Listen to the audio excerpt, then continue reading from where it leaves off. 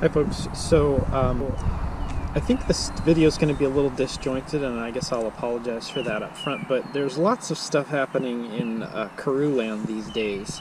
So I was out 2 days ago, I think, and I tried to record a video of, well, I did record a video, I just haven't stitched anything together yet, of me trying to follow a workout. And I think some of the problems were related to what I did wrong, and some of the problems were just kind of odd choices on Hammerhead's part about how to display these screens. But anyways, I didn't expect to ride today. Today is Friday, May 1st. The new advanced testing group build came out today, or I'm sorry, yesterday. I downloaded it and installed it today. The Karoo is all charged up, and suddenly I have some sunshine here.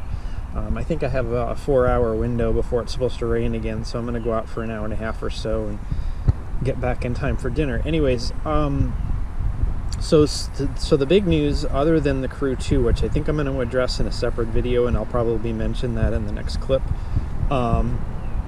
is that they've released Strava Live Segments. So you can sort of see, I guess, the implementation here. These ones at the top are the ones that I have starred, and I've starred a couple extra ones that I hope to hit on the route today. So I'm going to try to do, they've also updated the turn-by-turn notification and a few other things. So you can see here, if you hit this button or the 3 little dots at the top, you get this sync segments and disable segments option. And the implementation of this does seem sort of interesting, because they have what they call, well, there's the KOM, and then they have the carrot and the wolf. And I'm assuming you're the rabbit, because that's the only thing that really makes sense.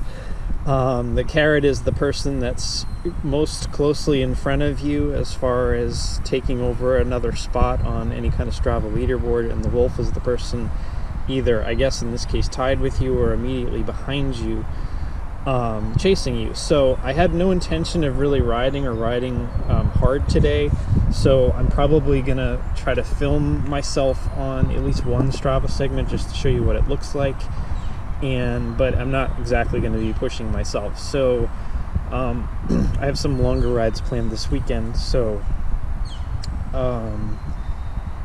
anyways, so I think, like I said, the Karoo 2 discussion is maybe a separate video now, because this one's likely to be reasonably long if we're going to talk about workouts and Strava segments and things like that. So I'm going to try to do, well, I don't think I'm actually going to follow a route today, because that's just going to add to the complication. But I think what we'll do is, add a workout. This is, so they did refresh this, and I did double check and make sure that this was a power-based workout. So I have my normal profile, and apparently there's also been some changes to profiles where you're not allowed to have certain numbers of fields anymore. You can't have a 10 field display. So I have avoided doing anything to my layouts, because I don't want to lose this one. This is my main screen. This is kind of my favorite one. So you can see the workout is here, and I'm not entirely sure this is displaying correctly again, because when I tested this inside, the only thing that showed up was power. That does appear to be maybe my target power zone, so that is correct, but doesn't look like there's a target heart rate zone, so I'm not sure what's going on there. So the map is unchanged as far as I'm aware. Some of these other screens won't actually populate until I actually get moving, but apparently you're not allowed to do this anymore, which is to have 10 data fields on a single page. Not sure why they've changed that or restricted that, but so I'm going to start my ride. I've already been talking here for almost 5 minutes. I'm going to start my ride, and I will probably grab the GoPro out of the back pocket when I hit a Strava segment. And again, we're not going to go real hard on that. We're just going to kind of show hopefully what it looks like. So see you in a bit.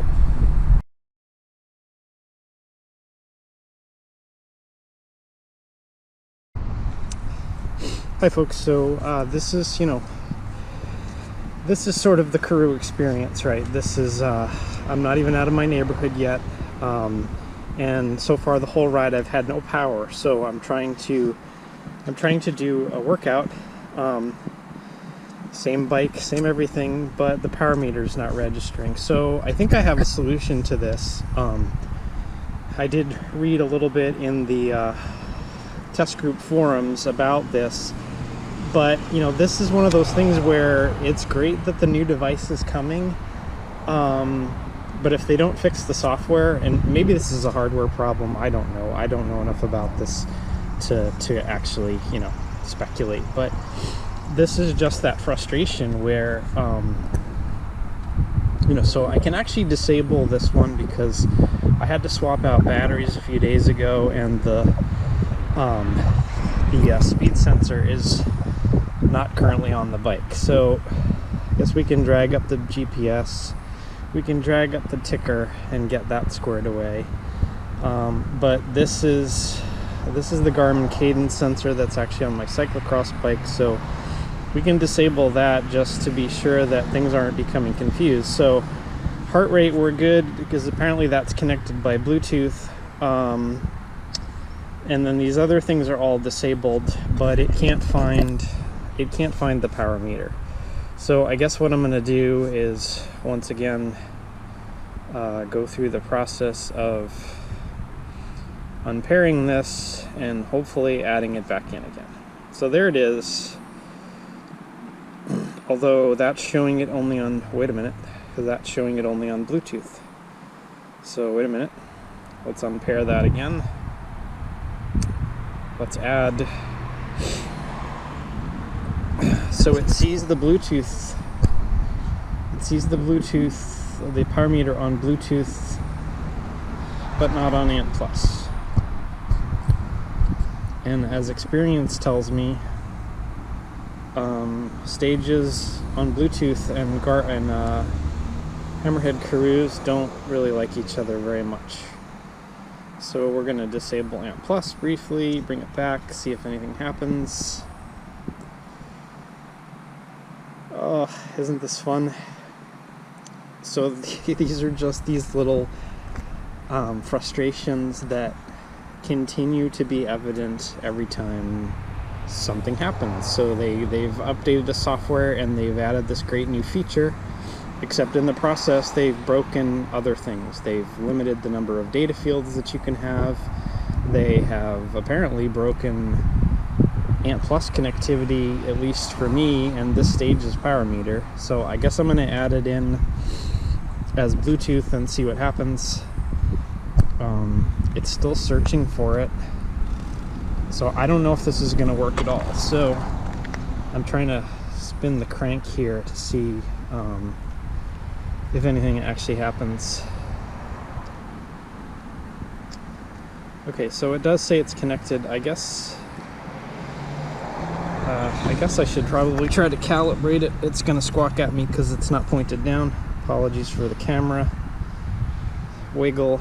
Yep, I know it's not pointed down. So let's try it again. These are just the things that, you know, you just, like I said, I have X number of hours here between rainstorms. I'd just like to get out and ride, and, you know, it's just freaking out. Okay, so there is some color, which is the first time I've seen that. So I'm assuming it's in red because I'm in the wrong power zone, which, you know, that makes sense. But I still I don't know, expect is not the right word, but I would still recommend that this chart and this graph down the bottom be colorized as well. The device knows my FTP, I've put it in there. Training Peaks knows my FTP. It can figure out what those colors are based on the amount of effort. I believe the Strava Live segments are going to show up in color, although I don't know how or where those are going to appear. So I haven't actually seen any video of this to know. So it does look like I'm back in business with the power meter, although I'm not super convinced that this is going to be stable because it never has been over Bluetooth. So I guess we'll see what happens, and I'll continue this ride. There's another 5 minutes of video, so this thing's going to be epic.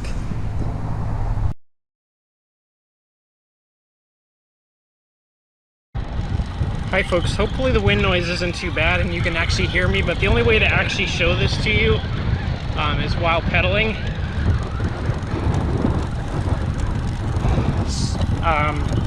So you can't really see it yet, or I guess you can sort of see it. So to do a translation of this UI, because it's super confusing, and this is from somebody who's had this on their handlebars for an entire 2 years basically.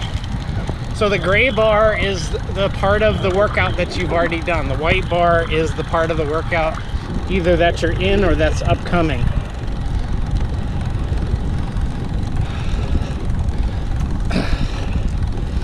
The yellow line is, I guess, current power output in relation to that bar. So ideally, I guess, I'm gonna try to lower my power. Yeah, you can see the power. As the power comes down, it starts to approach that bar, and now it's dipping below it. So that's my target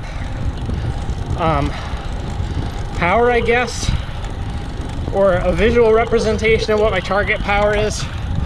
My target power, you can see it at 207 watts below the value that's actually moving. But you know, here's again where they don't really take advantage of the device and the color, and the only options here are black and red. So right now I'm too low. It's showing my power in red. If I were to approach that 225, I'm not sure I can do it downhill here, but I have a little uphill coming right now. If I'm sort of in the zone, there it is, that goes away. If I go too far past it, it goes red again. Instead of being green when you're in it, yellow when you're maybe close to it, like, you know, one zone on either side, and then red if you're horribly outside of it. But this UI is super confusing. And the other issue is that it doesn't appear to be configurable. So right now it's showing cadence. I could care less about my cadence. My heart rate is down in the lower right hand corner, but I can't really see it because there's so many buttons and other things in the way, and I don't normally look down there for heart rate, so I'm not sure why this isn't configurable. The other issue is that fluctuating power number is 3-second power, so I'm sure that while you're sitting on a trainer, and that's where the recent video they published was, you can probably maintain an I-10 to, you know, a reasonably steady power output, assuming you're just kind of in erg mode or whatever they call it, where you're not kind of where the trainer is not changing power against you. But on the road with downhills and uphills, and particularly while trying to film on a GoPro, there's no way I can maintain a steady 3-second power in that power zone. So as far as I'm concerned, this screen, at least for outside use, is useless. I'm way better off with my... So the other thing that I would want, instead of having cadence here, I would want my lap average power, and that is one thing that I will correct myself on from the other day, which is that this does auto lap, so I can maybe show it if I'm fast, although I'm actually not sure which thing I'm in.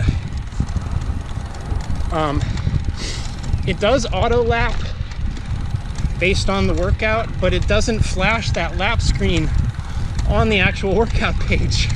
So there, see, there it goes. But if I was on this workout screen, oh, I can't get over there now.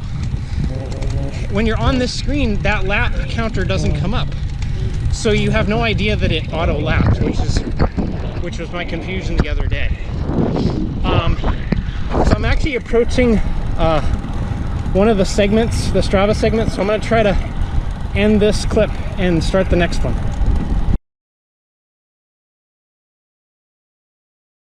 this in time. So I'm approaching, so right ahead of me across this four-way intersection is one of the segments, and I'm probably just going to do that one because it's relatively flat and not so twisty and turny as the one kind of on the street next to it. So this is kind of our training loop down here. We can do very long stretches, or long for around here, you know, 3 to 4 minutes of effort, and then make right-hand turns, and then do another 3 to 4 minutes in the other direction. So I'm assuming so here, you know, here's where they did take advantage of the color, and I don't know if that was a requirement from Strava or what, but obviously it's in the bright orange Strava colors, and it tells you the name of it, although I'm not really sure I understand the name of it, but I didn't name it. It's got the Strava logo. It looks like it has the ability for me to clear it, and then I don't know what the color change is there that you can probably hopefully see. There's sort of a change from orange to dark orange on the very far left of this. So I'm gonna clip in here and try not to drop the GoPro and pedal across this intersection. Hopefully I get a break in the traffic, and we'll see what this does. Excuse the weird camera angle for a second.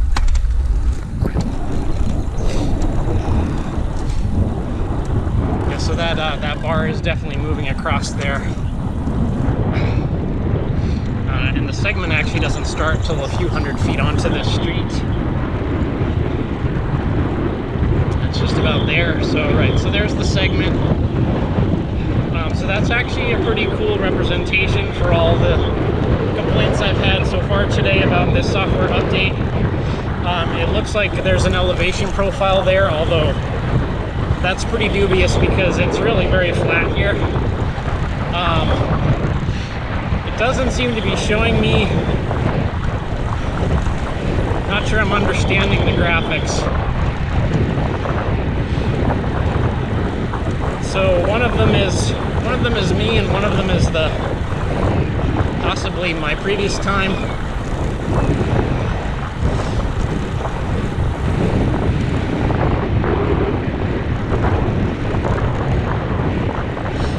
So I'm guessing, well, I'm not really clear. It's not really clear what that symbol is. Probably because I'm riding, I can't really tell what it is.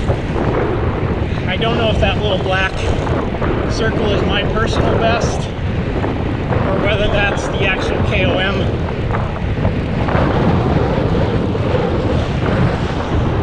Now, this is definitely downhill here. Okay, so it's showing that I'm 17 seconds off, but it's not showing me 17 seconds off of what?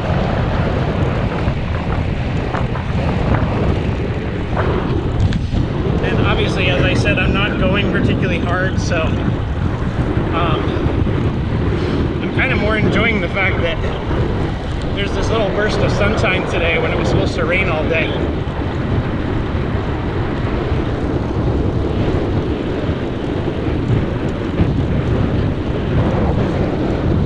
I guess golf is back in session in Massachusetts. I didn't think that was allowed, but maybe they're just ignoring it.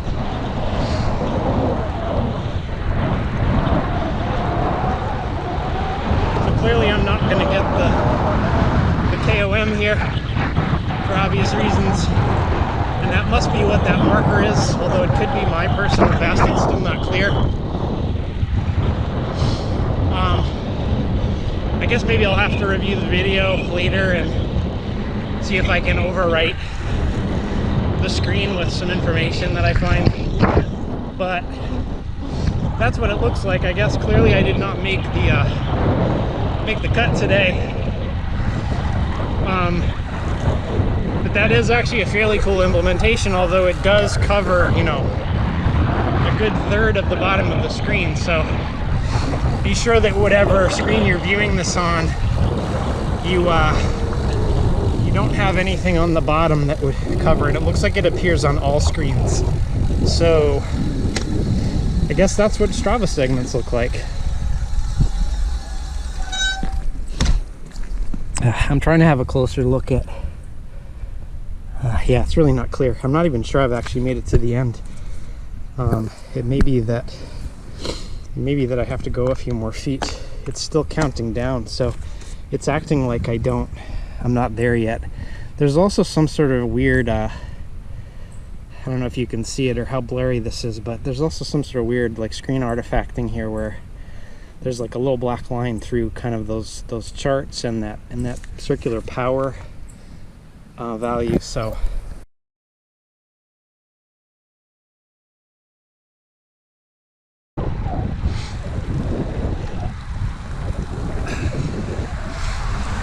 this is the last climb before I get home, basically. Kind of what I'm greeted with after every ride. It's not particularly long or particularly steep, but you do kind of have to leave a little something in the tank to get home. So the little symbol on the top right of that is a carrot. One of the symbols is a wolf. I thought it was a heart, so I might suggest, you know, kind of like a wolf in profile, like a House Stark kind of thing, where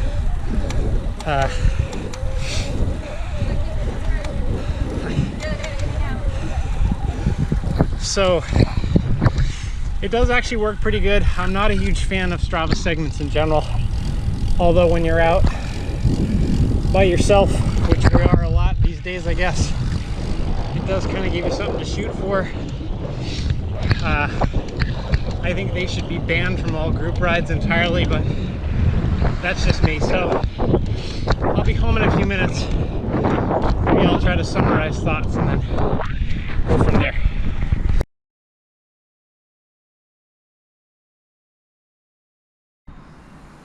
So I'm back home. This is the summary of the ride. There's really no point in showing this. I just guess I'll show it. Looks like maybe I'm connected to Wi-Fi, so I'll try and upload.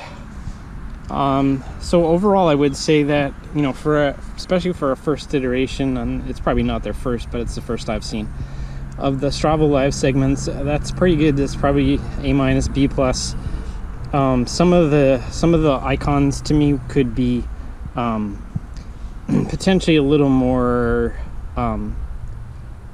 I guess, obvious. I mean, they're kind of small, even on a big screen like this. They're kind of small as you're riding, and especially if you're actually going for a Strava segment. I guess after, you know, a short period of time, you would get used to them and you would understand what the symbols are. But on a first go, it was kind of hard to tell. Like I said, the wolf head kind of looked like a heart to me for a while, and I couldn't understand what that meant. The carrot was reasonably obvious. For the record, I did go back, and that first segment that you saw me do as I was kind of explaining it, I did actually loop back around. Like I said, that's a loop we use, and I did give it a reasonable go. I was about 6 or 7 seconds apparently slower than the wolf, so if I was a rabbit that day, I would have been dinner. But it did have, there were some, you know, I probably need to get some sort of chest mount or something if I'm gonna do this more, and who knows, I've been doing this so long that it seems silly to buy any more equipment. But so there was a different symbol kind of on the left side of the screen. There was kind of a notation of how far ahead, and I was briefly ahead of, I don't know if it was my PR or if I was ahead of the wolf at that point. Again, it was sort of unclear, and I was at that point going pretty hard, so I couldn't really focus too much on what was happening on the screen. But I did give that another try, and you know, there were different symbols on the screen when you were reasonably close to either a PR or slightly ahead or behind the wolf. So good. Again, as I said, as I was climbing up the hill, I'm not a big fan of Strava segments, especially for group rides. They're fine solo. The other thing to note, and I guess I think I can view a ride again if I don't know if I start. Oh, it's not going to show because I don't have so as I noted a couple of times during the ride, I don't think the implementation of the workouts is particularly good at all. None of these, and this is obviously the static image, but basically it was showing something similar when I was riding, except that heart rate, which might have been sort of useful, was down here, and this was cadence. And this is 3-second power, and I don't think there's a way to change that. So for me, I wouldn't mind that being 5-second power, this potentially being my target, and this being my average power for that segment, because that's really what you're typically going for. Especially if you're doing it on the road. If you're inside on a trainer, then this is much easier to follow. I wish I had shown, I forgot, and I was going to show you the screen, but at the end of the workout there was a summary screen, and it basically had this information. I can't remember what was up here, but it basically had this chart, and then that yellow line that you saw was just going up and down, up and down, up and down. It was unreadable, and frankly, like, almost sillily unreadable, because you couldn't garnish any information from what that was showing. And again, maybe if you were able to ride really, really steady inside on a trainer like the other video showed, that would be useful. As far as outdoor training goes, it's not very useful for me. This is how I have my training page. This is sort of my training page when I'm doing intervals, so I have a lap time to know how long I've been in the interval. I have a 5-second power, which is what I talked about, and I have my lap power, and that gives me some indication of whether I'm there or not. Now, this obviously doesn't display what my target is, but typically when I'm doing intervals, I know what my target is, so I don't really necessarily need that. So while the chart itself, I guess, is sort of interesting, it's so like discombobulated that you really can't get a lot of information out of it, at least not outside. And unless I'm missing a way to do it, there's no way that I've found so far to change it. I look through, I don't know why this won't scroll. Oh, because it's over on that side. Let's see, that's routes. That's not what I wanted at all. There's nothing in workouts. All it shows you is, well, now here it goes. You can't really do anything in here. All you can do is start the workout. And then under profiles, I guess I could try to add a new profile and see if this shows anything.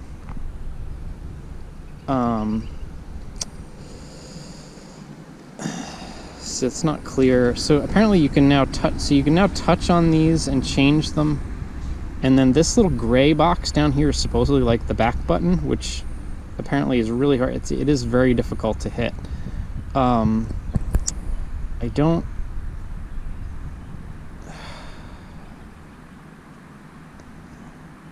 Oh, I see. So here are the layouts, and it does appear that you can only have up to... The maximum you can have is 8.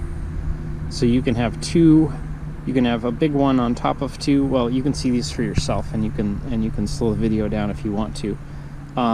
So I guess what I would suggest, if you have a layout that you like, don't delete it and don't try to change it, because you can't get some of the things that you had before. I guess when I was trying to find out if there was a way to... I don't know what happened here. This is layouts. This is layouts, maps, elevation. What's this one? Add one.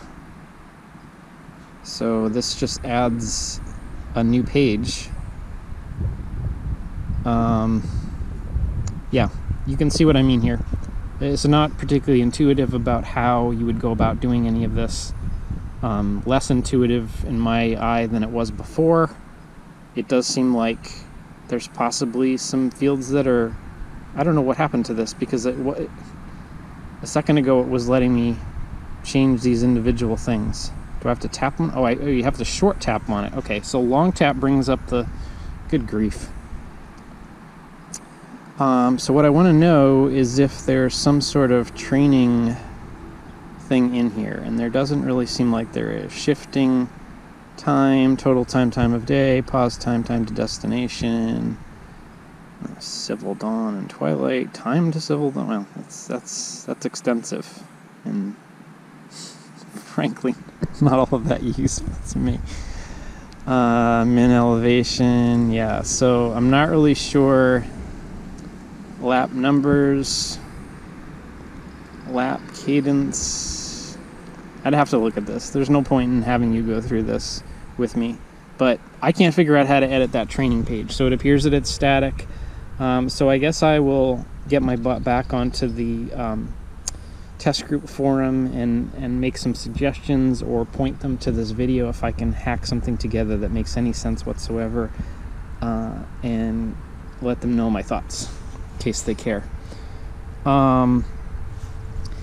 And like I said earlier in the video, whenever this gets stitched together, I'm probably going to have to do a separate one on the Karoo too, because there's so much to talk about there, both speculative and I guess maybe some stuff that we might know, that one video is going to be too long. This video is already way too long, but I can already tell by the amount of clips that I have and the clips that I did from 2 days ago. So we'll try to stitch this together. As usual, if you've gotten this far, thanks for watching, and ride safe.